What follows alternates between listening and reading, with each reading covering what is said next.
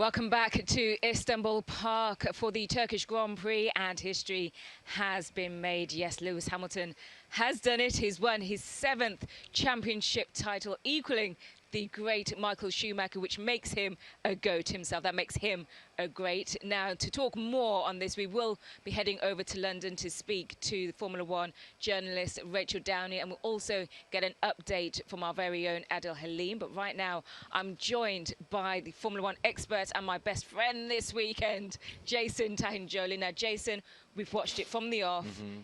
It's all been so emotional.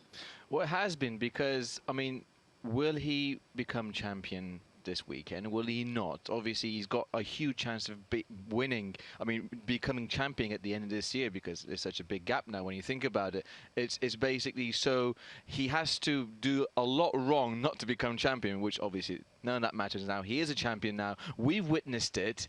And thinking of that, in addition, like, how much chaos has happened this weekend, and we've still seen Lewis become a champion. Yeah, it's been great. I mean, we'll hear more from Rachel Downey a little later on Lewis Hamilton. But right now, we're going to delve into the history of the boy from Stevenage. Lewis Hamilton is in dreamland. The Mercedes star is now one step closer to being F1's most successful driver. The British racer made his debut in 2007 and narrowly missed out on being the sport's first ever rookie champion by a single point. A year later, he won his first ever title with McLaren. But Hamilton switched teams in 2013. Many saw the move as a risky decision. Hamilton joined Mercedes, which were unproven, having only been back in the sport for 3 years, and in that time, they'd only won a single race. But that was about to change. In his second season with the Silver Arrows, Lewis Hamilton became a world champion for the second time in his career. Hamilton won 11 races and beat teammate Nico Rosberg in the final Grand Prix of the season to clinch the 2014 driver's title. Lewis Hamilton was the first champion Mercedes had produced since 1955, and that winning feeling was here to stay. Another title followed in 2015. For the last 4 years, the Mercedes driver has dominated the sport. And now, his latest championship win puts him at the very top of sport's great names. The Turkish Grand Prix will forever be remembered as the moment Lewis Hamilton equaled Michael Schumacher's record of 7 world titles. But with more races won than any other driver in history, and more perhaps on the way, it might be time to start calling this man the greatest of all time. Lance Santos, TRT World. Beautiful report from Lance Santos there. So, Jason, can we call him the greatest of all time? Well, I think statistically, yes. I mean, on paper, he is the greatest of all time. And I think we should start appreciating the fact that he has won the most races, equaled Schumacher's record. He has a lot of podiums, a lot of wins and everything. So, yeah, I think it's fair to say that he is one of the greatest of all time. And, yeah, I mean, like, as Lance said, we have witnessed a lot this weekend. Yeah. We witnessed him become the champion. We witnessed Stroll having a pole position. We witnessed the Ferraris at least being up there. So what an eventful weekend. And again, this has been the 8th race we've hosted in Turkey, and every one of them has been eventful like this. So every single one has had an iconic moment. Exactly, yes. And again, now we've had a few. So aren't we just lucky? I think we're incredibly lucky, because look at what's going on behind us. We've got a beautiful rainbow. It's just absolute perfection. Is that hope? Is it hope? It's hope, it's everything. Yeah, exactly. It's good luck, it's hope, it's everything. But right now, we are going to throw over to London and speak to Rachel Downey, who's been watching it. She's been with us all weekend as well. Rachel, what does it mean for Lewis Hamilton to win 7 championship titles? Oh, it's just incredible. You could hear the emotion in his voice. You could hear, you know, he broke down in tears as soon as he won. This is someone that, what a way to win. And it showed the quality of this champion, of this driver. This is a masterclass in how you win a world title and how you become the 7th world champion. You know, this this is a driver.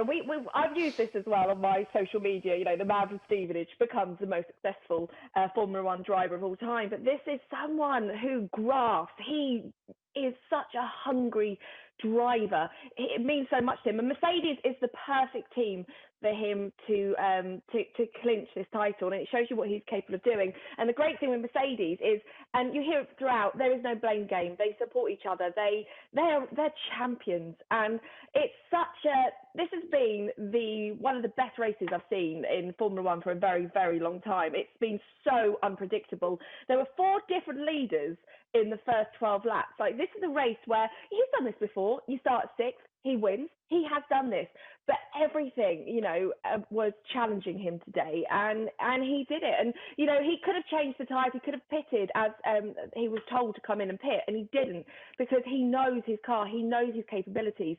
And this race this weekend tested all of the drivers. It was a safe race at the end. Luckily, you know, nothing big happened, but it was just incredible. And I think it's moved everybody. We use the word GOAT, and yeah, of course, you know, I think he's going to go on, and we're going to see so many more amazing things from Lewis Hamilton. And so far, he's just the legacy that not only is he going to leave behind, but the legacy that he has created right now it's just wonderful. And I got really emotional at the end when you know, you could feel the pride, and how he said, you know, dream the impossible. And it's true. He dreamt about this. You know, as he said, secretly, you know, when you could see Schumacher go on and win the titles, I dreamt about this. And look what he's achieved. And he's still young, you know. I think he's got so many more things up his sleeve for this incredible, unpredictable race, that sheer dominance that he shows. I'm so proud. I am. I can hear it in your voice. It's just a beautiful moment for Formula One fans, for people who aren't even the biggest motorsport fan as well. It's just a great thing to see, a great bit of history to see. I just want to pick up on something that you mentioned about Mercedes and Lewis being a family and how well they work together. I mean, are we saying that we're going to see number 8 and he's going to stay with that team? I think he is. I know he hasn't said it, and I know he has very publicly said, you know... He's alluded to it a little bit. He's very elusive, but yeah. He will. He has a wonderful relationship with Toto Wolff. Toto Wolff is very loyal to be honest, to young drivers, and is very loyal, therefore, to Lewis Hamilton. Hamilton is very loyal to Mercedes, and they work beautifully together. They really do. And the thing is, and I said this before, with Mercedes, they work like champions. They are I love this sentence, a well-oiled rig. They are a machine, even down to like the catering. They are so professional. They're open as a team. You can, you know, talk to them, you can get certain information from them, but at the same time, they all speak like champions. Hamilton will stay with Mercedes next year. You'll see him for a while, Mercedes. And when there is a mistake within the team, if an engineer makes a mistake, they immediately hold their hands up, say, yes, this is what we did wrong, let's move forward. This is how we can rectify that for next time. They're wonderful. And as you can see there, like Nico Rosberg put a tweet out as well, congratulating Hamilton. So many, I think Rio Ferdinand put tweets. So many people have put tweets out congratulating Hamilton. And you can guarantee people will still say, oh, it's down to the car, it's down to this. But what he did today in Istanbul was incredible. And it's also reignited F1 again. And I think we're going to get more fans as well coming and being part of this F1 journey. It's brilliant. I loved it. Great weekend. Yeah, absolutely incredible, and it all happened in Istanbul. Rachel Downey, thank you so much for today, for your contribution over the weekend. We'll speak to you very soon on Beyond the Game as well. Let's just head back to Jason Tahincioglu. Jason, you just listened to Rachel there. She said that they worked like champions, and I think that's the perfect way to describe all of it. It's not just Lewis, it's not just Toto, it's everybody, it's the constructors, it's everybody behind the scenes. I mean, obviously, we only see Lewis and Bottas and the two basically Mercedes cars going around the circuit, but again, as you said, there's a huge team behind them. We only, again, see them two, then the pit crew, and then there's probably about... For a few seconds, and then... and there's about another 200, 300 people at the factory working for these two cars to actually win races. And can you imagine the amount of work, dedication, and basically technological innovation goes on for this to happen? And each and one of them, even probably the person who is in charge of the least important component of the car, when they see that car winning, they appreciate it, and the drivers appreciate it as well. And that's what makes a difference most, and that's what matters the most as well when I think about it. Indeed. Right, let's bring in our reporter Adel Halim, who's live in Istanbul for us as well. Adel, again, you've watched it from beginning to end. You've been a big part of this weekend. How did we get to this point How did we get to this point where we're sitting here, Turkish Grand Prix in 2020, when basically the rule book has been thrown out the window?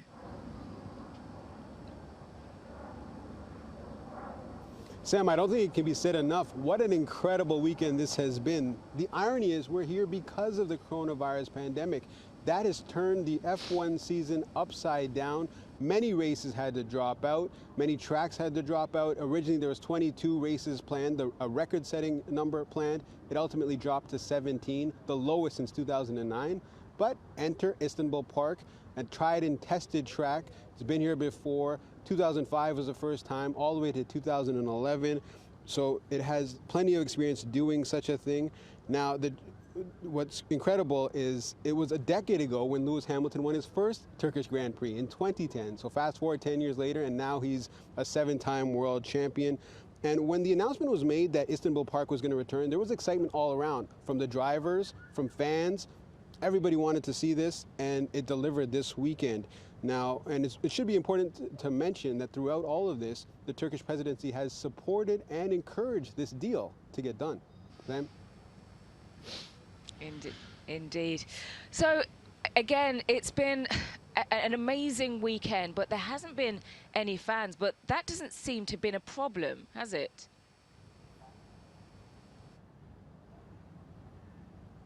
No fans, no problem. Fans have been treated to Formula One. Formula One came to them. You know, Alex Albon and Pierre Gasly took their cars literally for a spin on the Bosphorus Bridge on Wednesday, just to get up. They're shooting a promo video, but also get up and close with the fans who couldn't, unfortunately, be here.